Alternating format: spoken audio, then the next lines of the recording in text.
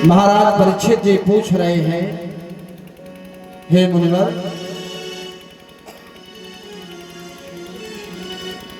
यह जो शिशुपाल और दंतवक्र की जो कथा है द्वापर युग में,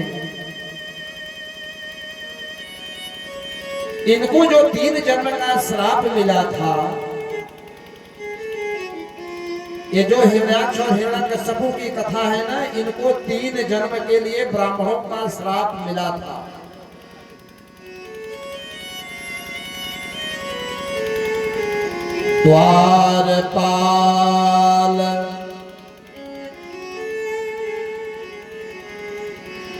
द्वारपाल हरि के प्रिय दो, जय यरु विजय जान सबको। वैकुंठ में एक बार एक घटना घट गई। भगवान विष्णु जी के 2 द्वारपाल हुआ करते थे, एक का नाम था जय, एक का नाम था विजय। आज ही भगवान कृष्ण जी का जन्म भी कराना है, बहुत लंबी कथा हो जाएगी।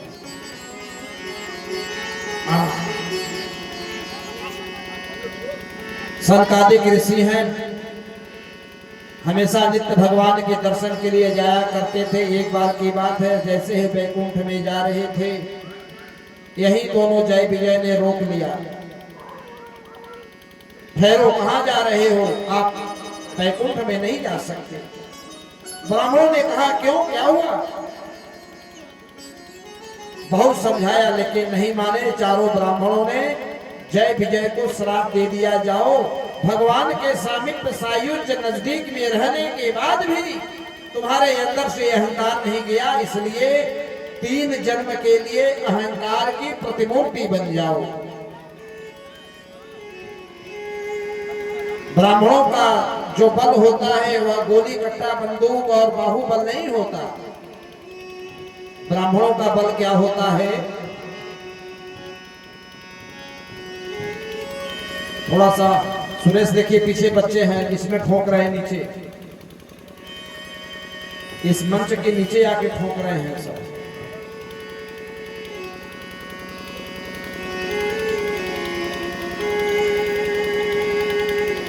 जिस समय यज्ञ मैं करता हूं, निश्चर मुझको दुख देते हैं, कथा की सामग्री सब नष्ट भ्रष्ट कर देते हैं, वही हाल हो रहा है यहाँ पर। क्या कहा जाए ऐसे माता पिता गार्जियन को? बताइए, जहां मैं बैठा हूं यहाँ एक बच्चा हमारे नीचे बैठा है, यहां से ठोक रहा है ऊपर।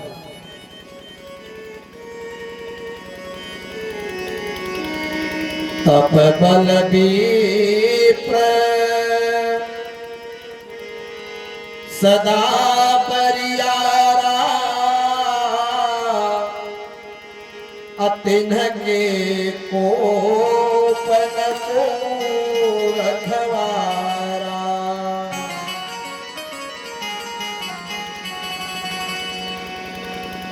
ब्राह्मण का बल होता है तपोबल, क्षत्रिय का बल होता है बाहुबल, वैश्य का बल होता है झोली बल, रुपया पैसा, और जो हमारा चतुर्थ समाज है उनका बल है टोली बल। उनकी संख्या जहां ज्यादा हुई बलवशाली है।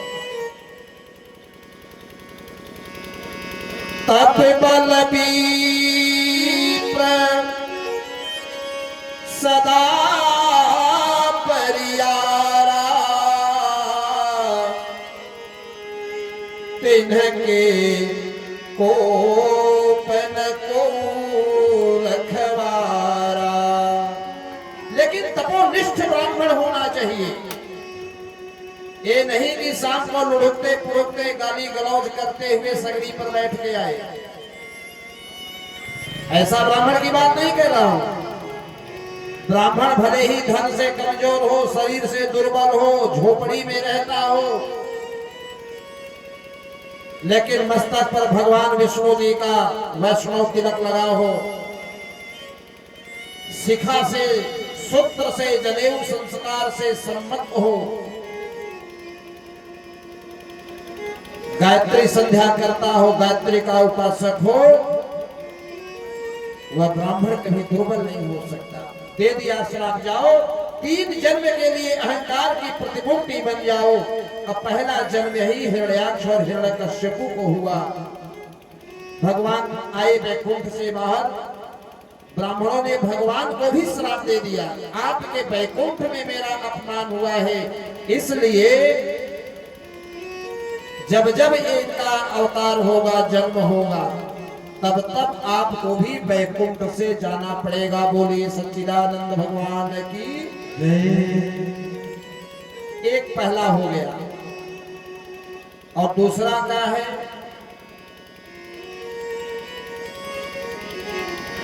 बहुरी कहे सी। ये सब भागवत की कथा हो रही है, आप ये मत समझिएगा कि राम जी की कथा हो रही है। बहुरी कहे सी रावण अवतारा। रावण भी कोई साधारण नहीं था, रावण भी अवतारी पुरुष था। श्रीमद् भागवत कथा में राम जी की भी पूरी कथा है, संक्षेप में है। परीक्षित जी कह रहे हैं, हे सुखदेव जी, हे महामुने, भगवान के ये जो राम जी के रूप में जो वैकुंठवासी का आगमन हुआ, इसकी क्या कथा है? वे जो दोनों जय विजय थे, त्रेता युग में क्या बने? परीक्षित जी कह रहे हैं, राजन, भगवान वैकुंठवासी त्रेता युग में चक्रवर्ती महाराज दशरथ जी के यहाँ भगवान बेटा बन करके आए।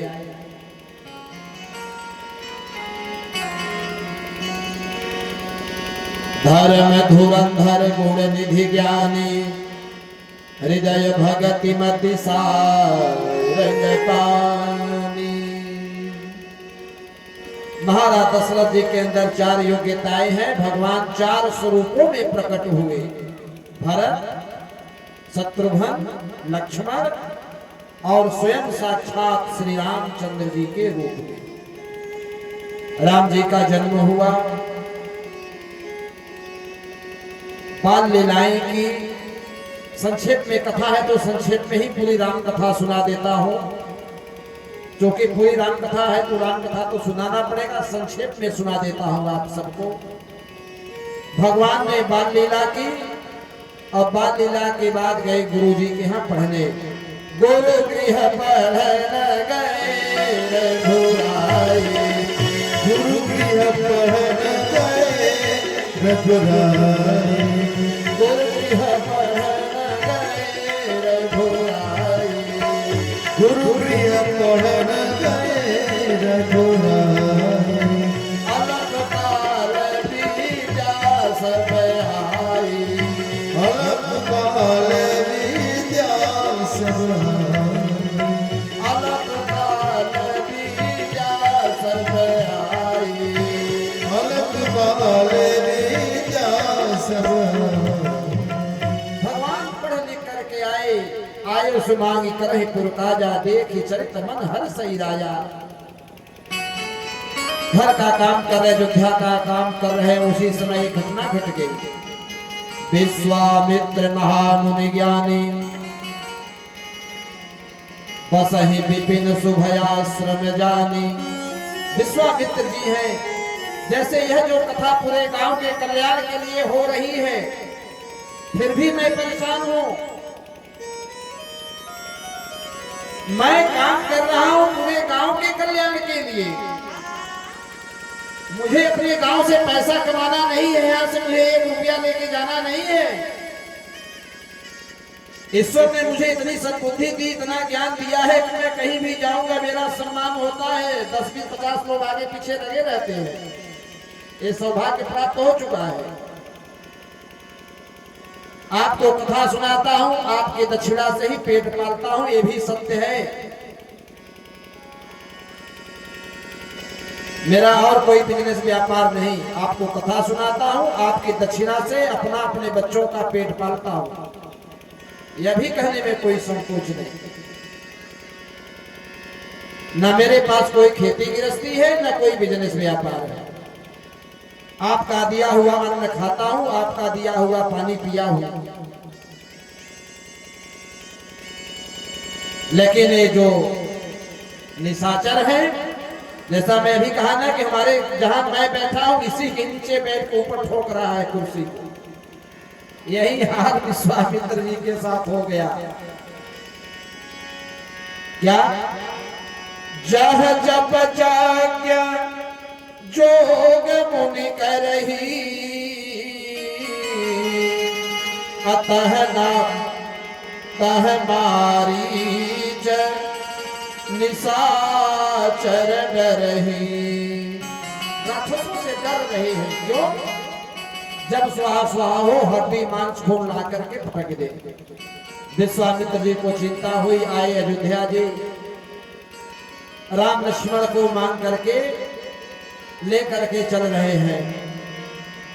श्याम गौर सुंदर दो भाई, श्याम गौर सुंदर दो भाई, विश्वामित्र महानिधि पाई, विश्वामित्र महानिधि पाई, विश्वामित्र महानिधि पाई। राम लक्ष्मण को लेकर के विश्वामित्र जी ने अपना यज्ञ पूर्ण किया। विश्वामित्र जी ने कहा, रघुनंदन राम, जिस प्रकार आप मेरा यज्ञ पूर्ण किए हो, ऐसा ही एक यज्ञ और हो रहा है। कहाँ? मिथिला में। गुरु जी, उस यज्ञ का क्या नाम है? विश्वामित्र जी कह रहे हैं, इस यज्ञ का नाम धनुष यज्ञ है। धनुष यज्ञ, यह तो मैं पहली बार सुन रहा हूं कि धनुष यज्ञ भी होता है। धनुष यज्ञ सुनी, धनुष यज्ञ सुनी रघुकुल नाथा, धनुष यज्ञ सुनि रघुकुल नाथा, धनुष यज्ञ सुनी रघुकुल नाथा, धनुष यज्ञ सुनि रघुकुल नाथा, चले हरस मुनिवर के साथा, चले हरस मुनिवर के साथा, चले हरस मुनिवर के साथा। गए विश्वामित्र जी के साथ मिथिला में। राम जी लक्ष्मण जी को जैसे ही जनक जी ने देखा, विस्मित हो गए। अरे साधु महात्मा के साथ इतने प्यारे प्यारे बच्चे। पूछ लिया, गुरुदेव इनका परिचय क्या है? अगर ये राजा के बेटा होते तो राजा के साथ होते, ये अगर ऋषि पुत्र होते तो ऋषियों के वेश में होते। विश्वामित्र जी ने कहा, राजन इनका परिचय जानना चाहते हो तो इनका परिचय है, ए प्रिय सबही, ए प्रिय सबही, जहां लगी प्राणी, अमन मुस्काहि राम सुनि बानी। विश्वामित्र जी कह रहे हैं, ए प्रिय सबही जहां लगी प्राणी। अच्छा, विश्वामित्र जी ने ऐसा क्यों कहा भाई? डायरेक्ट कह देते दशरथ जी के बेटे हैं? नहीं कह सकते। क्यों? क्योंकि लिखा पढ़ी हो गया था स्टाम्प पेपर पर, स्टाम्प पेपर पर लिखा पढ़ी भी हो गया था। दशरथ जी ने स्वीकारोक्ति करी है कि आज से राम लक्ष्मण हमारे बेटे नहीं हैं, जो बेटे हैं वो आपके बेटे हैं। आप कहेंगे कोई प्रमाण दीजिए। प्रमाण है ना, मेरे प्राण, प्रमाण दे रहा हूं। महाराज दशरथ जी स्वयं कह रहे हैं, मेरे प्राण नाथ सुत दो, तुम मुनि पिता तुम मुनि पिता आन नहीं को। आज से तुम्हारा पिता मैं नहीं, आज से तुम मुनि पिता। यही विश्वामित्र जी ही तुम्हारे पिता हैं। तो विश्वामित्र जी कहते कि इनका पिता मैं हूं तो बड़ी बदनामी होती भैया, चोरी चोरी बाबा जी बने हो, ऊपर से बनावटी वेश धारण करे हो, रहते हो बनारस में, परिवार एक हो रखे हो लखनऊ में, हाँ यह भी अच्छी बात नहीं। तो विश्वामित्र जी कह रहे हैं ए प्रिय सबही जहां लगी प्राणी, न अपना बताया न दशरथ जी का बताया, सीधे सीधे बता दिया कि संसार में जगत में जितने भी जीवात्मा जितने भी प्राणी हैं सबके प्रिय हैं, इनका यही परिचय। तो भाई बंधुओं माताओं, आप बताओ आपका सबसे प्रिय चीज क्या है? मात्र 10 सेकंड का समय दे रहा हूं, जल्दी सोचिए आपका सबसे बड़ा प्रिय क्या है? बेटा बेटी, नौकर चाकर, घर द्वार, बंगला महल, गाड़ी, नौकरी चाकरी, फैक्ट्री दुकान, हाँ? हमारा आपका जो सबसे प्रिय चीज है वह है प्राण।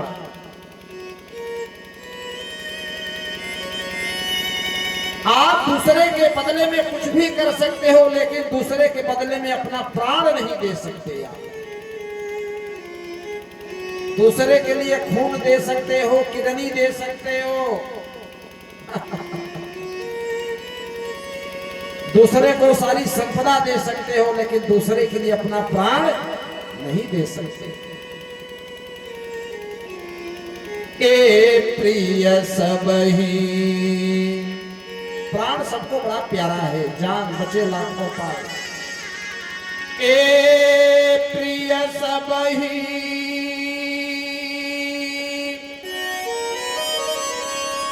जहां लगी प्राणी, अमन मुस्काहि राम सुनि बानी। राम जी मुस्कुरा रहे हैं, वाह प्रभु ये तो आप हमारा नया परिचय बता दिए। दूसरा प्रमाण दे रहा हूं, हम लोग रोज आरती गाते हैं, आरती में क्या कहते हैं? जब जगदीश जी की आरती गाते हैं ओम जय जगदीश हरे, तो उसमें एक कलम में भी एक लाइन यह भी है, तुम हो एक गोचर सबके प्राणपति, स्वामी सबके प्राणपति, किस विधि मिलो दया में, किस विधि मिलो दया में, तुमको मैं घुमती। ओम जय जगदीश हरे, ओम जय जगदीश हरे, ओम जय जगदीश हरे। गए स्वयंवर हुआ, 4 बहुएं विदा होकर के अयोध्या धाम में आई, राजा बनने जा रहे थे। देवताओं ने देखा अरे भगवान तो दुष्टों को मारने के लिए अवतार लिए हैं, ये राजपद ऐसा है, ये पद प्रतिष्ठा ऐसा है कि एक बार जिसको मिल जाता है अस नहीं कोई जन्मा जगमाही, प्रभुता पाई ताहि मद नाही। किसी व्यक्ति में बदलाव देखना हो आप उसे गांव की जिम्मेदारी ग्राम प्रधान बना दो, विधायक बना दो, क्षेत्र पंचायत सदस्य बना दो, उसका व्यवहार बदल जाएगा। अगर नहीं बदला तो समझ लेना कि आप पर भगवान की बहुत बड़ी कृपा आपके ऊपर है।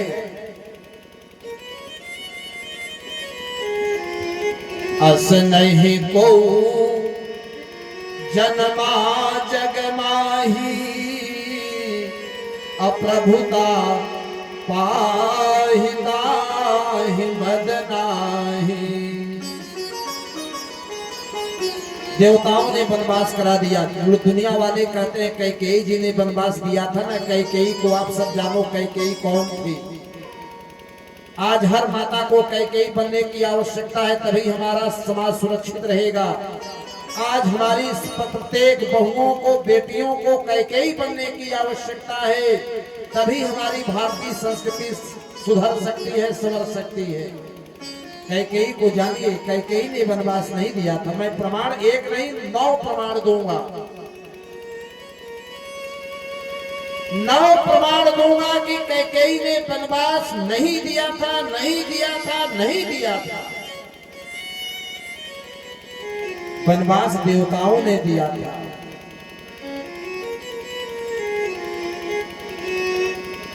प्रमाण है रामचरितमानस में, राम जाहि वन राज तजी हो ही सकल सुर काज। मैया सरस्वती को भेजने वाले देवता लोग हैं। मैया जाओ काम बिगाड़ो, राजा न बन लेता। वनवास हो गया, भैया केवट मिले, मैया सीता का हरण हुआ, रावण लंका ले गया। ये सब कथाएं आप सब जान रहे हो। करुणा करुणा निधान रउआ। भगवान ने अपने राम जी की लीला में अनेक भक्तों को, गिधराज जटायु को, निषाद राज को, भिलनी को, केवट भैया को, सबको पार कराया है। करुणा निधान रउआ जगत के दाता है। करुणा निधान रउआ जगत के दाता है। श्री भगवान रउआ जगत के दाता है। श्री भगवान रउआ जगत के दाता है। करुणा निधान रउआ जगत के दाता है। करुणा निधान रउआ जगत के दाता है।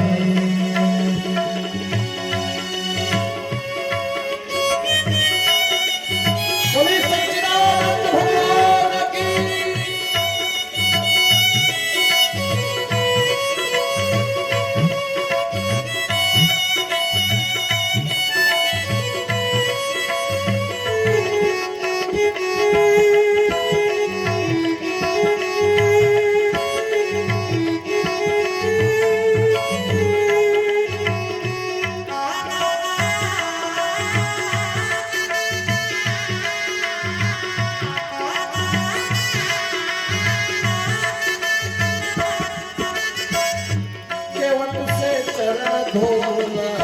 केवट से चरण धोला।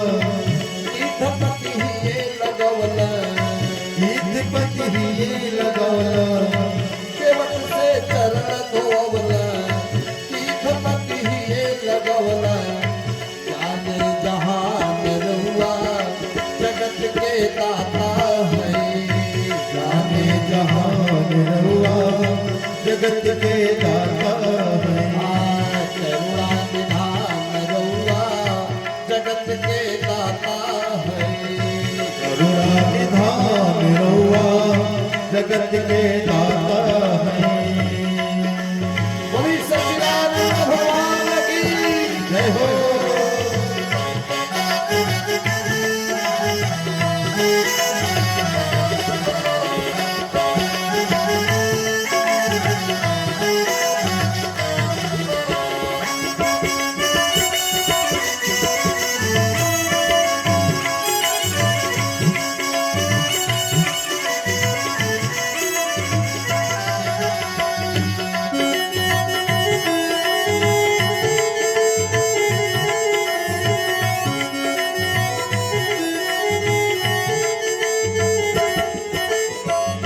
मैया से वरी घर गईला। मैया सबरी घर गईला। प्रेम से बेरवे खैला। प्रेम से बेरवे खैला। मैया से वरी घर गईला। प्रेम से बेरवे खैला।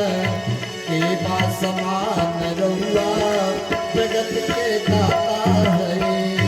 के बा समान रउआ जगत के दाता है करुणा निधान रउआ जगत के दाता है करुणा निधान रउआ जगत के दाता है श्री भगवान रउआ जगत के दाता है श्री भगवान रउआ जगत के दाता है श्री भगवान रउआ जगत के दाता है जगत के दाता है जगत के दाता है।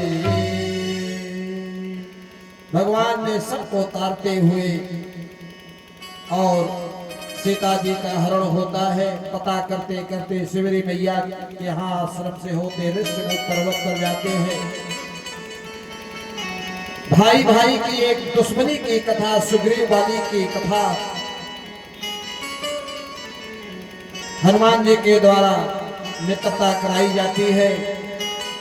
जो दुख भगवान को है पत्नी का वियोग, वही दुख सुग्रीव को है पत्नी का वियोग। सुग्रीव की पत्नी को उसका बड़ा भाई बाली बलपूर्वक छीन करके अपने घर में रख लिया था और राम जी की धर्म पत्नी मैया जी को रावण चुरा करके ले गया था। लेकिन दोनों में एक अंतर था, सीता जी का पता नहीं था कि सीता जी हैं कहाँ। सुग्रीव के पत्नी का पता था कि बाली रखा है। भगवान ने कहा मैं अपने दुख को मैं साइड लगाता हूं, तुम्हारी पत्नी का तो पता है ना कहाँ, मैं समाधान देता हूं, जाओ युद्ध करो। युद्ध करा करके बाली को मार करके सुग्रीव को किष्किंधा का राजा बनाया। 4 महीना तक भगवान प्रतीक्षा करते रहे। सुग्रीव आता है, बानरों की सेना तैयार करता है, समुद्र के पार जाने की योजना बनती है। अंगद कहूं जाऊं मैं पारा, अंगद करे मैं चला तो जाऊंगा लेकिन संशय है फिर भी बारा, मैं वापसी टिकट थोड़ा कंफर्म नहीं हो पा रहा है। जामवंत जी ने कहा बैठो, हनुमान जी हैं पवन तनय बल पवन समाना, का चुप साधे रहे हो बलवाना। सुनते हूँ भय हूँ पर्वताकारा, इतना सुने हनुमान जी पर्वत के समान पड़ते। जाते हैं सीता जी का खोज लगाते हैं, पता करते हैं, लंका दहन करते हैं, आते हैं। राम जी ने पूछा हनुमान कहो लंका कैसे जल गई, कैसे जला दिए लंका को। हनुमान जी ने कहा प्रभु लंका हमने कहा जलाई, कैसे जली, आपके प्रताप से। सो सब बताओ प्रताप रघुराई। एक बात बताऊं याद कर लीजिएगा, आप कितना भी बड़ा श्रेष्ठ काम कर लीजिए, कभी यह मत कहिएगा कि मैंने किया है। ये हनुमान जी बता रहे हैं। सेतुवाद रामेश्वरम पर पुल बना। राम जी ने रावण को संभलने का सुधरने का एक अवसर दिया अंगद जी को भेज करके कि अभी भी अगर मेरी शरण में आ जाए तो मैं उसे क्षमा कर दूंगा। जाओ सभी दयावा शरणाई, रखियो ताहि प्राण के नाही, कोई असर नहीं हुआ। स्वयं का भाई विभीषण समझा रहा है, लात मार करके भगा दिया। ये जो विभीषण को लात मार करके भगाया गया है, मैं संत परंपराओं का निर्वहन करते हुए मैं आप सबसे बात कर रहा हूं। जिस दिन आपके घर वाले आप पर पत्थर चलाएं, आपको लात मार करके बाहर कर दें, घर से भगा दें, आपको दुत्कार दें, आपका सम्मान करना बंद कर दें, घबराने की कोई बात नहीं है। उनसे कोई शिकायत नहीं है। आप अपने घर वालों से कोई शिकायत मत करना।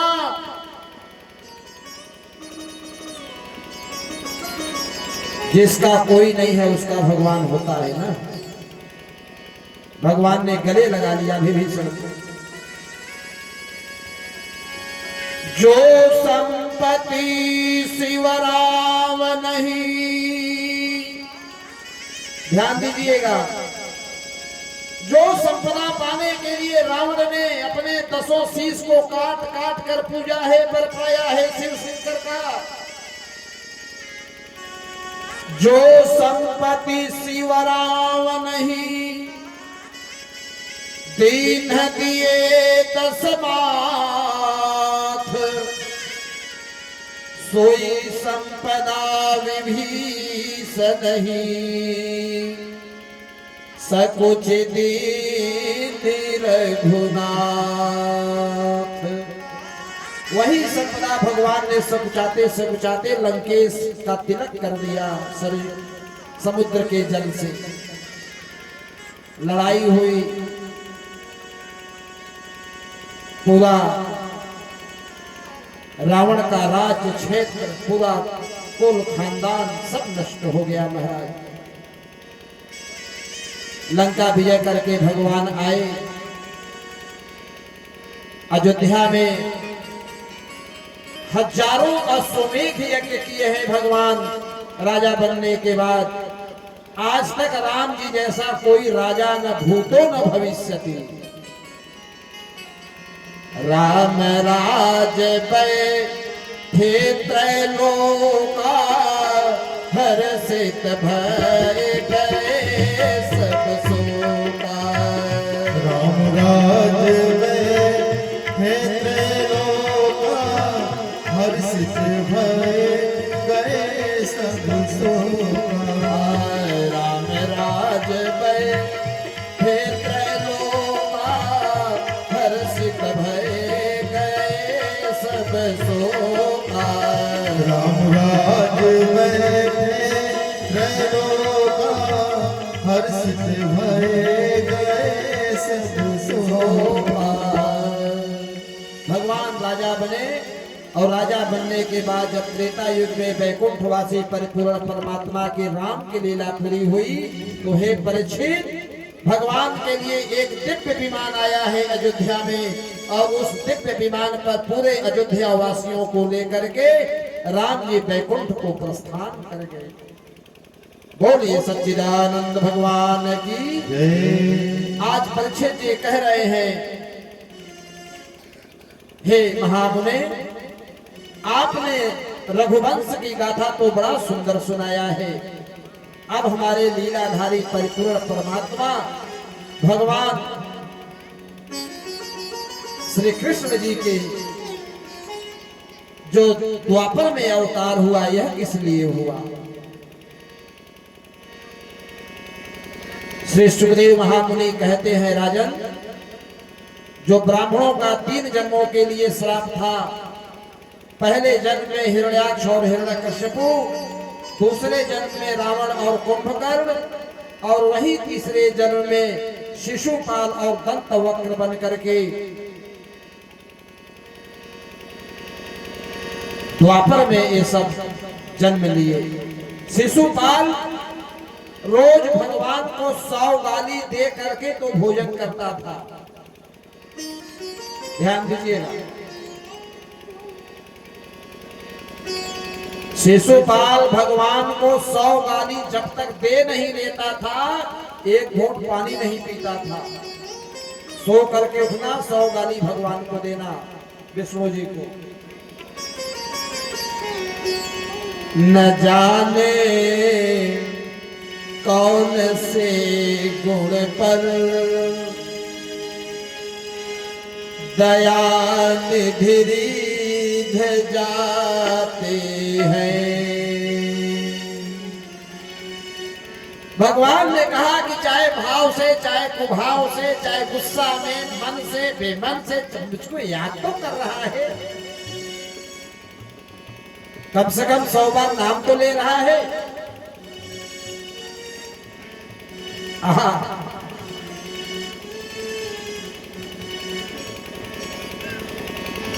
एक बार की बात है, द्वापर में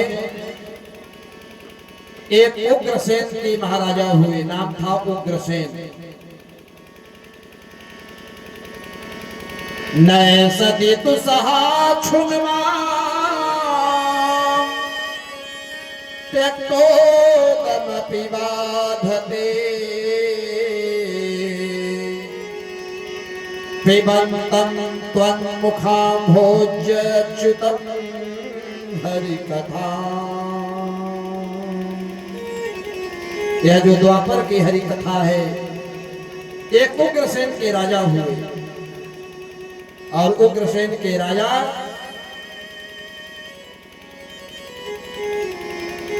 मथुरा के राज का संचालन कर रहे थे। महाराज उग्रसेन बड़े ब्राह्मण भक्ति में थे, संतों का सम्मान किया करते थे, लेकिन एक बेटा हो गया, नाम है कंस। कंस जैसे ही बड़ा धीरे धीरे होता गया, दुष्ट स्वभाव का, क्रूर स्वभाव का उसका बेटा।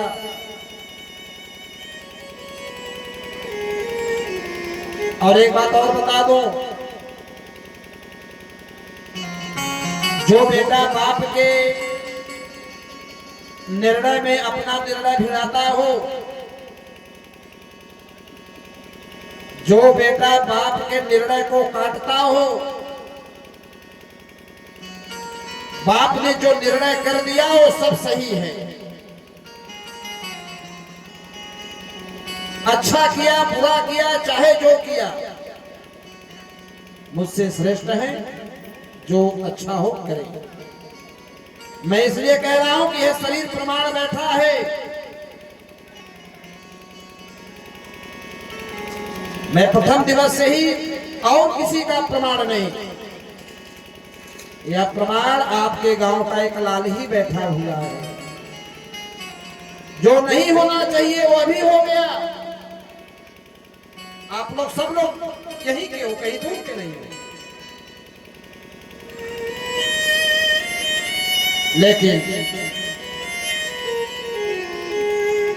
हम दोषी नहीं मानते, क्योंकि राम की है अचाहि सोई होई।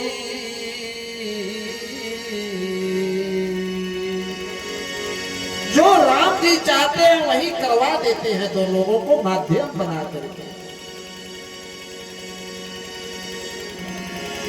और एक बात और बता दूं, जो बेटा अपने बाप के निर्णय में टांग लगाता है उसे राक्षस की उपमा दी गई है। आप कहेंगे महाराज और कोई प्रमाण बताओ।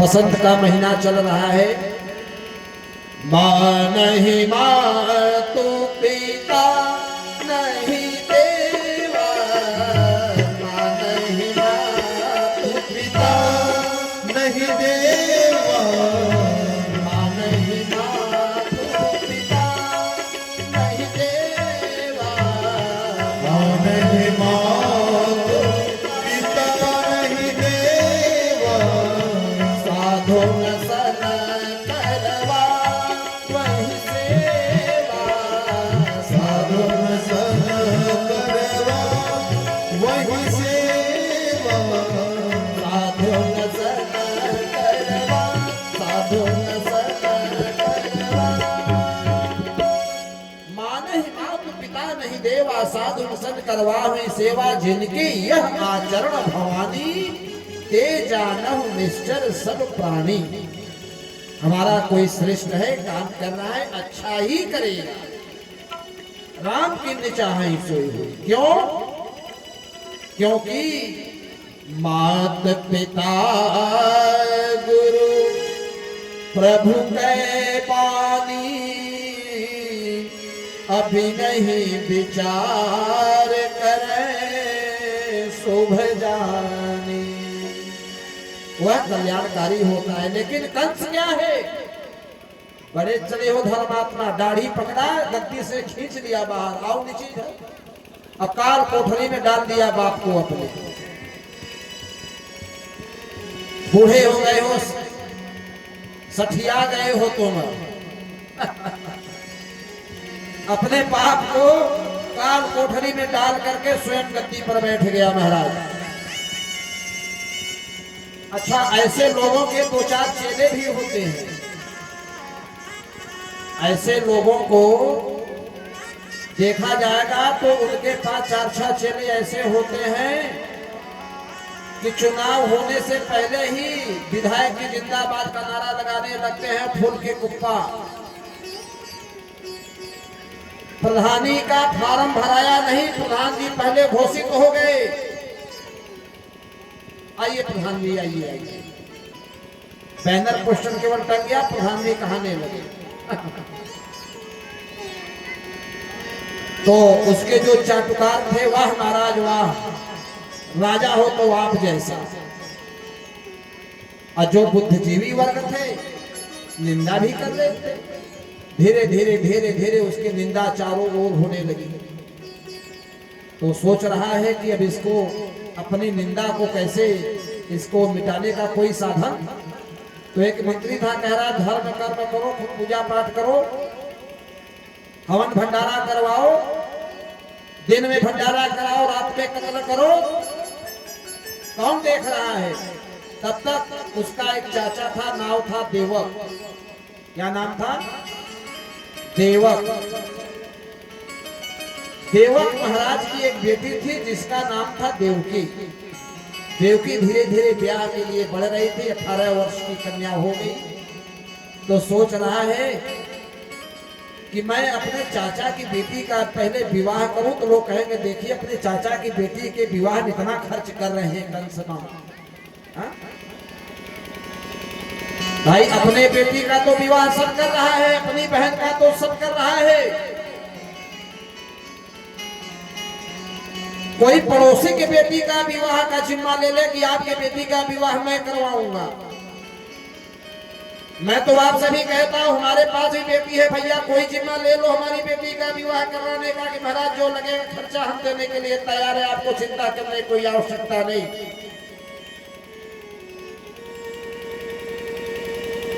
मैं तो सोच रहा हूं ऐसा कोई व्यक्ति मिल जाएगा। नारायण।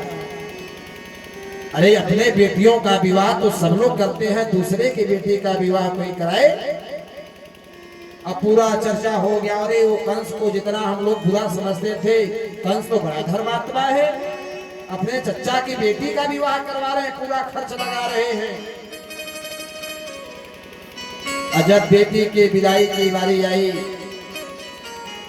वसुदेव जी और देवकी जब रथ में बैठे, साथी लेके जैसे ही चला, दौड़ता हुआ आया। नहीं नहीं, सारथी को नीचे उतार करके अपने रथ पर बैठ गया। कंस ने विचार किया आजकल हमारी छवि कुछ बिगड़ रही है, कुछ अच्छा काम करो, और सारा यत्न अपनाने लगा महाराज। और जैसे ही रथ पर बैठा तो देवता लोग देख रहे, ये कंस जो है आजकल बड़ा धर्मात्मा हो गया है, अगर यह ऐसे ही धर्म कर्म करता रहा तो इसका समाप्त, इसका विनाश कैसे होगा। देवकी नंदन इसे कैसे मार पाएंगे। इसलिए इनका असली चेहरा समाज के सामने प्रकट करना चाहिए। इसलिए तुरंत देवताओं ने आकाशवाणी कर दी। जैसे ही रथ को लेके चला, क्या आकाशवाणी हुई, आस्या स्वामाष्टमो गर्भो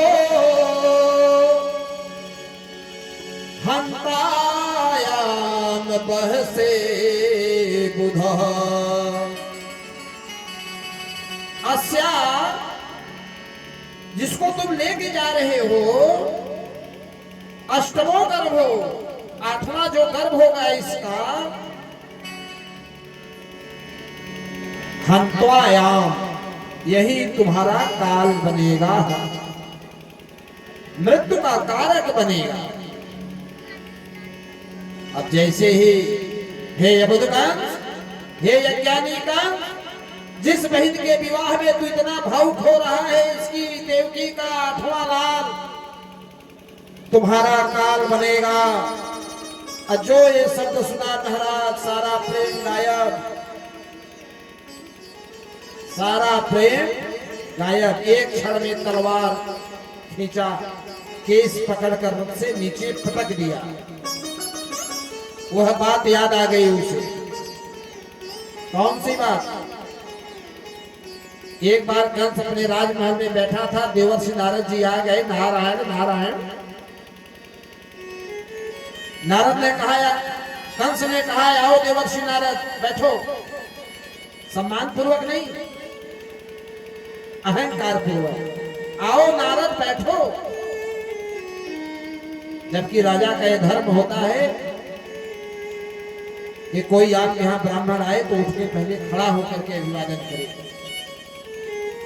कोई ब्राह्मण आए, भले ही आपसे उम्र में छोटा हो, वेद पाठी ब्राह्मण है, शास्त्रों का ज्ञाता है, भगवान का भक्त है, उठ के खड़े होकर के अभिवादन किया जाए। ये श्रेष्ठ व्यक्ति का, श्रेष्ठ राजा का लक्षण है। नारद जी ने कहा, और महाराज कुशल मंगल? लगा हंसी करने। नारद तो त्रिकालदर्शी है, बता मेरी मृत्यु किसके हाथों होगी? है कोई संसार में? नारद जी के मुख से निकल गया, क्या? आपकी मृत्यु जिसके हाथों होगी वो काला काला होगा। कैसा होगा? हाँ, काला काला होगा। वो उसके बाल घुघराले घुघराले होंगे। इतना कह के नारायण नारायण नारद जी प्रस्थान कर गए। अब उसी समय से महाराज जो कंस काली चीज देखे, शीशा में मुंह देखे अपना, जैसे ही काली छाया है शीशा पटक के फोड़ दे। पानी में उसकी छाया दिखाई दे, काली काली, ओ मेरा काल आ गया, पटक दे, पानी फेंक दे।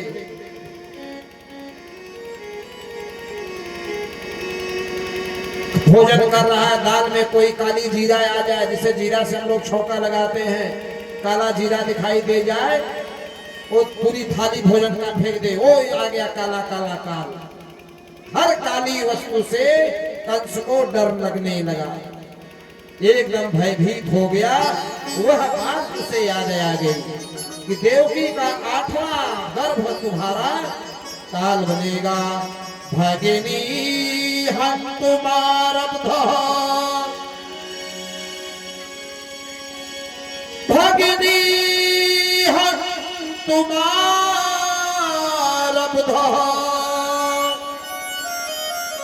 खड्ग पाणी गजे ग्रही। खड्ग पाणी निकाल लिया तलवार। सारी प्रजा समझ गई, अरे राम राम, ये तो सचमुच बड़ा दुष्ट है। 1 मिनट में इसकी सब दृष्टि बदल गई। दुष्टों की प्रीति पानी की लकीर है, बनते भी देर नहीं, मिटते भी देर नहीं। जो देवकी को मारने के लिए बढ़ा, वसुदेव जी दौड़ के हाथ पकड़ लिए, महाराज खबरदार, मैं इसका पति हूं। हर माताओं का पति परमेश्वर होता है, इनके प्राणों की रक्षा करना हमारा कर्तव्य है, धर्म है, आप नहीं मार सकते। साकथम भगनी हन्या, क्या पाओगे इसे मार करके? पाति रक्षिता। मैं हाथ जोड़ रहा हूं, आप इसको सुरक्षा करिए, छोड़ दीजिए। विवेक से ज्ञान लिया। ये सुहागिन नववधू है, आप ही ने इसे सौभाग्यवती का वरदान दिया है।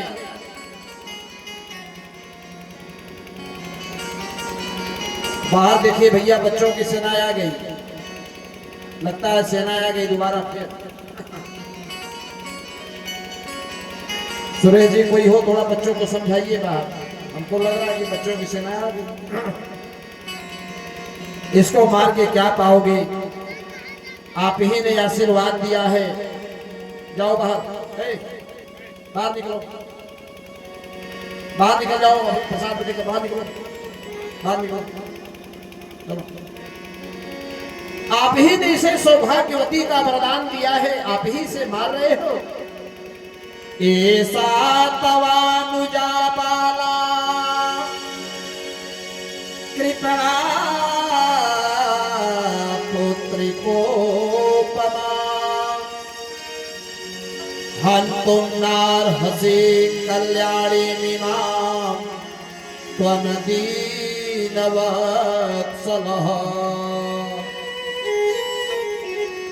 आप तो दयालु हो महाराज, कुछ तो इस बेचारी पर दया करो।